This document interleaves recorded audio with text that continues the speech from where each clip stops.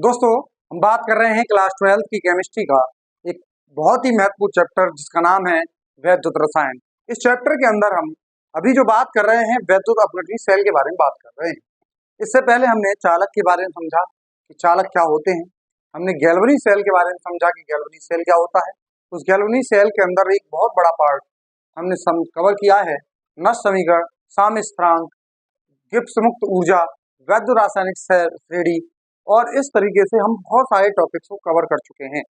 अभी हम जो बात कर रहे हैं वैद्युत अपघटनी सेल की बात कर रहे हैं और वैद्युत अपघटनी सेल में हमने बताया था कि वैद्युत अपघटनी सेल और जो गैल्वेनिक सेल है इन दोनों में थोड़ा थोड़ा सा अंतर है। आप इसमें देखिए, इसमें दो कंटेनर लिए, दो अर्ध सेल अलग अलग लिए हुए हैं, लेकिन इसमें एक ही कंटेनर में है। दूसरा हमने कहा इसमें इलेक्ट्रॉन की दिशा देखिए तो इस वाली छड़ पर यहाँ पे इलेक्ट्रॉन जा रहा है और यहाँ पे भी इस वाली छड़ पर इलेक्ट्रॉन जा रहा है, लेकिन इस छड़ को ये नेगेटिव कह रहे हैं और इस छड़ को ये पॉजिटिव कह रहे हैं। तो इसमें अंतर क्या है, इसे क्यों नेगेटिव कह रहे हैं, इसे पॉजिटिव कह रहे हैं? तो इसके पीछे हमने बताया था कि जिस सिरे का विभव ज्यादा होता है उस सिरे को हम प्लस कहते हैं, जिस सिरे का विभव कम होता है उसको हम माइनस कहते हैं। अब देखिए जरा, इस सिरे का विभव, क्योंकि बड़ी बैटरी का बड़े वाला साइन इससे जुड़ा हुआ है, इसलिए इस बैटरी वाले विभव वाले ज्यादा विभव वाले सिरे को हमने प्लस नाम दिया, लेकिन इसको फिर माइनस क्यों कह रहे थे? तो यहाँ कहानी अलग थी। इस क्षण का विभव और इस क्षण का विभव दोनों का हमने वैद्युत रासायनिक श्रेणी से चेक किया कि किसका विभव ज्यादा है, तो पता चला इसका विभव ज्यादा है, इसीलिए इस क्षण को प्लस कहा और इस क्षण को माइनस कहा। इसका मतलब आपको ये समझ में आ रहा होगा कि प्लस और माइनस का जो डिसाइड होता है वो किसी भी सेल के वजह से नहीं हो रहा है, वो केवल विभव की वजह से हो रहा है। जिसका विभव ज्यादा होता है उसको प्लस कहते हैं, जिसका विभव कम होता है उसे माइनस कहते हैं। दूसरा आपको और क्या अंतर दिख रहा है? एक तो प्लस और माइनस का अंतर दिख रहा है। अब इस वाले को इन्होंने एनोड नाम दिया था, जैसे इनको एनोड नाम दिया। तो एनोड क्यों नाम दिया? क्योंकि यहाँ पर ऑक्सीकरण हो रहा है। अब यहाँ से भी इलेक्ट्रॉन लॉस हो रहे हैं तो इसका भी नाम एनोड ही दिया जाएगा, क्योंकि यहाँ पर भी ऑक्सीकरण हो रहा है। और यहाँ पर अपचयन हो रहा है क्योंकि इलेक्ट्रॉन गेन हो रहे हैं, तो इसी का नाम क्या हो जाता है? कैथोड हो जाता है। अपचयन वाले सिरे का नाम क्या हो जाता है दोस्तों? कैथोड हो जाता है। अब जरा और देखें आगे, तो हम आपको ये बता पा रहे हैं कि इसमें एक लवण सेतु और लगाया है, लेकिन इसमें लवण सेतु नहीं लगाया है। अगर लवण सेतु नहीं लगाया है तो इसमें दोनों में ये एक अंतर हो गया कि इसमें लवण सेतु की आवश्यकता होती है और इसमें लवण सेतु की आवश्यकता नहीं होती है। आप कैथोड एनोड का अंतर कर पा रहे हैं, प्लस और माइनस का अंतर कर पा रहे हैं। और हमने लास्ट क्लास में बताया था कि यहाँ पर अगर H2O की आपको रिएक्शन लिखनी है, जल की रिएक्शन लिखनी है, तो जल की रिएक्शन दो तरीके से लिखी जा रही थी। एक तो जल का जब ऑक्सीकरण हो रहा है तब, और एक जल का अपचयन हो रहा है तब। तो दोस्तों, अभी हम जो बात कर रहे हैं, आज का लेक्चर हम बात करने वाले हैं फैराडे लॉ की।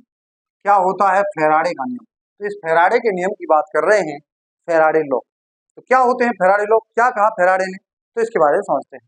देखिए, जैसे आपके सामने सेल, अब फैराडे की बात करें कि फैराडे ने क्या कहा था। तो दोस्तों, जब भी फैराडे की बात करते हैं तो फैराडे क्या कह रहे हैं? तो फैराडे ने इन सेल पे काम किया और उन्होंने देखा कि यहाँ पे एक बैटरी लग रही है, और बैटरी लग रही है और साथ में यहाँ पे जब अपघटन करते हैं, तो जैसे अगर NaCl की बात करें कि अगर इसमें NaCl को भर दिया जाए, इसमें किसको भर दिया जाए? NaCl को। तो इस NaCl को भरने पर कैथोड पर कौन सी रिएक्शन होने वाली है और एनोड की पर कौन सी रिएक्शन होने वाली है, ये चेक कर रहे हैं हम एक बार। उसके बाद फैराडे का नियम समझेंगे।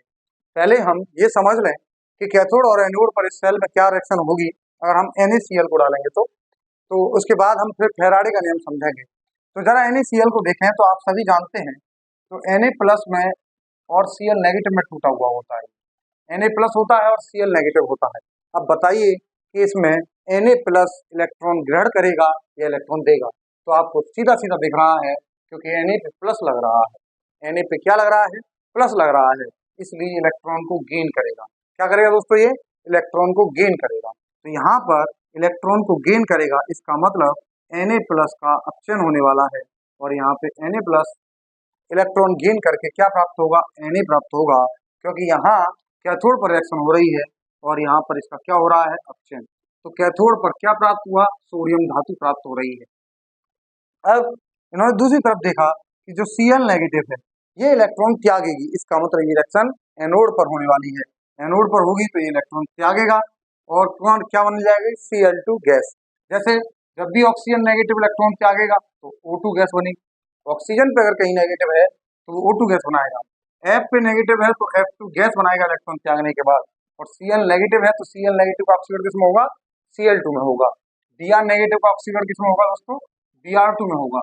रटने की आवश्यकता नहीं है, जब ये इलेक्ट्रॉन त्याग के चले जाएंगे तो केवल Br बचेगा, और Br की फॉर्म में एग्जिस्ट करता नहीं है, आप जानते हैं। Br नहीं रहता, Br2 की अवस्था में होता है। ऐसे ही हाइड्रोजन है, अगर इस पे इलेक्ट्रॉन त्यागेगा ये H नेगेटिव तो हमेशा क्या बनाएगा? ये H2 गैस के फॉर्म में रहेगा, यानी H की फॉर्म में नहीं रहेगा, हमेशा H2 गैस बना लेता है। इसी तरीके से यहाँ पे जब Cl नेगेटिव इलेक्ट्रॉन त्यागेगा तो वो Cl नहीं रहेगा, बल्कि क्या बन जाएगा? Cl2 गैस बन जाएगी। इसका मतलब यहाँ पे कौन सी गैस निकलेगी? Cl2 गैस निकलेगी। यहाँ पे Cl2 गैस निकल रही है और यहाँ पर Na सॉलिड प्राप्त हो रहा है। तो अब बात करते हैं कि फिर फैराडे ने क्या कहा था। फैराडे क्या कह रहे थे? तो फैराडे का क्या नियम है? तो फैराडे ने इस पे स्टडी करी और सोचा थोड़ा सा, जो आप भी सोच सकते थे।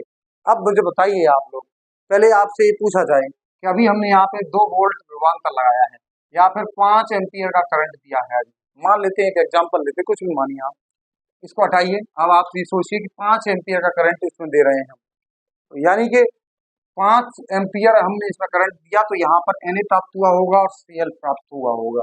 यहाँ पे सोडियम धातु और क्लोरीन गैस प्राप्त हो रही है। अब 5 एम्पियर का देने पर ये मान लो 10 ग्राम प्राप्त हो रहा है। ये कितना प्राप्त हो रहा है? 10 ग्राम। अगर हमने इस एम्पियर को बढ़ा दिया और 10 एम्पियर कर दिया जाए तो मुझे बताओ कि 10 ग्राम से ज्यादा प्राप्त होगा कि कम प्राप्त होगा? तो ज्यादा प्राप्त होगा। आप भी जानते हैं इस बात को कि अगर किसी भी सेल में विद्युत धारा का मान या आवेश का मान, अगर आवेश भी ज्यादा कर देंगे तो इससे क्या प्राप्त होगा? पदार्थ की मात्रा ज्यादा प्राप्त होगी। तो क्या कहा फैराडे ने? तो जो पदार्थ की मात्रा इलेक्ट्रोड पर प्राप्त होती है तो वो किसके ऊपर डिपेंड करती है? आवेश की मात्रा पर। किस पे डिपेंड करती है? आवेश की मात्रा पर। क्या कहा दोस्तों हमने? किसी भी इलेक्ट्रोड पर जब भी हम वैद्युत अपघटन कराते हैं तो वैद्युत अपघटन कराते समय किसी भी इलेक्ट्रोड पर जो धातु या फिर कोई भी गैस या कोई भी पदार्थ प्राप्त होता है, चाहे कैथोड पर चाहे एनोड पर, वो जो पदार्थ की मात्रा है वो किसके ऊपर डिपेंड करती है? आवेश की मात्रा पर। किस प्रकार डिपेंड करती है इसके बारे में बताया था कि जितनी ज्यादा आवेश की मात्रा होगी दोस्तों, जितनी ज्यादा आवेश की मात्रा होगी, Q is proportional to the पदार्थ की मात्रा W के अनुपाती होगा। क्या कहा? जितनी ज्यादा आवेश की मात्रा, जितनी ज्यादा आवेश की मात्रा उतना ज्यादा पदार्थ प्राप्त होगा। यही आपको समझना था और आप भी जान रहे हैं कि कम आवेश देंगे तो कम पदार्थ प्राप्त होगा, ज्यादा आवेश देंगे तो ज्यादा पदार्थ प्राप्त होगा। कितना क्लियर है? बिल्कुल सुस्पष्ट है। इसी को कहते हैं फैराडे का पहला नियम। क्या आपके समझ में आया है? बिल्कुल समझ में आना चाहिए, कोई भी डाउट नहीं होना चाहिए इसमें। देखिए समझिए क्या कहना चाह रहे हैं हम। हमने कहा अगर इसमें कम आवेश देंगे तो यहाँ जो पदार्थ है वो कम प्राप्त होगा कि नहीं होगा, और ज्यादा आवेश देंगे तो ज्यादा प्राप्त होगा। सिंपल सी बात है, आप भी जानते हैं, लेकिन सबसे पहले किसने बताया? फैराडे ने। इसीलिए इस नियम को किसका नियम दिया? फैराडे का नियम। अब आपने देखा कि आवेश की मात्रा जितनी ज्यादा है पदार्थ की मात्रा भी उतनी ही ज्यादा होगी। अब इस अनुपाती का चिन्ह हटाएंगे तो यहाँ पर एक कांस्टेंट लगा देते हैं। आप भी जानते हैं W equal to Z into Q. इस जेड के बारे में हम समझेंगे नेक्स्ट क्लास के अंदर, लेकिन उससे पहले समझेंगे कि दूसरे नियम के बारे में फैराडे ने क्या कहा और क्या कहना चाह रहे थे वो। अब देखिए जरा, इन्होंने कहा कि अब ये एक इलेक्ट्रोड ले लिया हमने, अगर यहाँ पर 2 ऐसे ही इलेक्ट्रोड ले लें, यानी कि यहाँ पर भी एक वैद्युत अपघटन कराएं और एक सेल यहाँ पे ले लें, यहाँ पे भी एक वैद्युत अपघटन कराएं और यहाँ पे भी बैटरी से जोड़ रहे हैं और यहाँ पे भी बैटरी से जोड़ रहे हैं। और क्या कहा इन्होंने फैराडे ने? यहाँ पे दोनों की तुलना करनी है। यहाँ पे कोई मेटल ए प्राप्त हो रही है, ए धातु प्राप्त हो रही है और यहाँ पे बी धातु प्राप्त हो रही है। ध्यान से समझने का प्रयास करें। अगर यहाँ पर ए धातु प्राप्त हो रही है, यहाँ पर बी धातु प्राप्त हो रही है। अब ये फैराडे ने क्या कहा कि अगर इन दोनों में समान आवेश है, समान आवेश है, सबसे पहले क्या कहा उसने? समान आवेश। क्या दें? समान आवेश।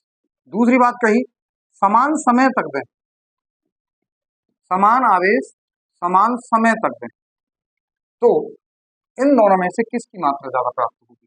तो इन दोनों में से किसकी मात्रा ज्यादा प्राप्त होगी, इसके बारे में फैराडे ने बताया। और क्या बताया फैराडे ने? बताया कि इन दोनों में से उस पदार्थ की मात्रा ज्यादा प्राप्त होगी जिसका तुल्यांकी भार ज्यादा होगा।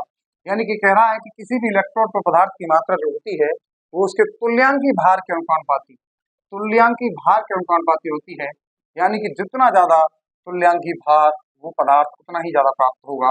लेकिन ये तब है जब हम दो अलग अलग धातुओं की कंपैरिजन करें कि कौन सी धातु ज्यादा प्राप्त होगी और कौन सी धातु कम प्राप्त होगी। तो उन्होंने बताया जिसका तुल्यांकी भार ज्यादा उस पर पदार्थ की मात्रा ज्यादा प्राप्त होगी। अब आप पूछ रहे होंगे, सोच रहे होंगे कि इनको कैसे पता चला कि तुल्यांकी भार ज्यादा होने वाले पदार्थ की मात्रा ज्यादा प्राप्त होगी, कम वाले की क्यों नहीं प्राप्त हुई। ये सोच सकते हैं आप, लेकिन कहने वाले, आंसर देने वाले भी ये कह सकते हैं कि अरे ये तो नियम है, नियम है तो नियम है, ऐसा ही है। अरे ऐसा नहीं है, ये इसके पीछे भी अगर इन्होंने कुछ कहा है तो उसके पीछे भी कारण होगा।